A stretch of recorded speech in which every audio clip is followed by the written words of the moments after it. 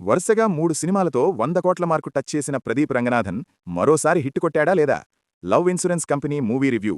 ఈ వీడియో నచ్చితే షేర్ చేయండి, నచ్చకపోతే కామెంట్ చేయండి. నచ్చినా నచ్చకపోయినా లైక్ చేసి సబ్స్క్రైబ్ చేసుకోండి. ఇక ప్లాట్ ఏందంటే 2040లో ఎల్ఐకే అనే యాప్ హ్యూమన్స్ మధ్య లవ్ని డిసైడ్ చేస్తుంది. ఆ యాప్ని నమ్ముకొని ఫోన్ ప్రపంచంలో ధీమా బతికేస్తది. మనుషుల మధ్య లవ్ యాప్ డిసైడ్ చేయలేదు అని వాసు ప్రూవ్ చేయాలి. ఈ క్రమంలో ఏం కాన్సిక్వెన్సెస్ జరిగాయన్నది మీరు సినిమాలో చూస్తారు. సినిమాలో కాన్సెప్ట్ అండ్ సెటప్ బాగుంది.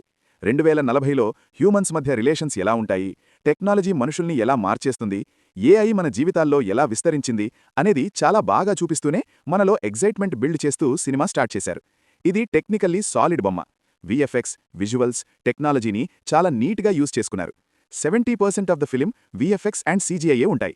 ఫస్ట్ హాఫ్ మొత్తం ఎక్కడా హై లేకుండా, ఎక్కడా లో లేకుండా ఏదో అలా సప్పసప్పగా సాగిపోద్ది.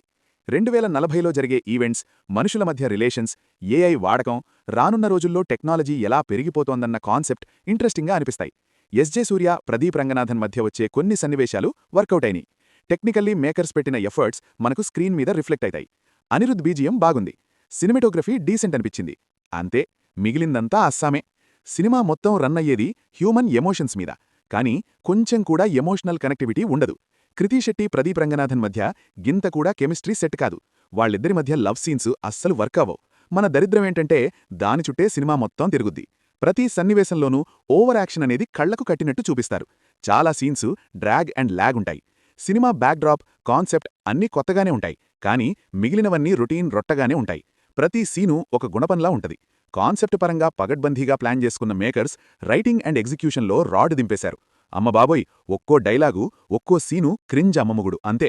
గీ సినిమా చూసినాక విఘ్నేష్ శివన్ మీద హోపు, ప్రదీప్ రంగనాథన్ మీద హైపు రెండూ దొబ్బినాయి. ఒక్కసారి ఏదో అలా చూడొచ్చనుకుంటున్నారేమో, కానీ అది కూడా కష్టమే. That's it for the review.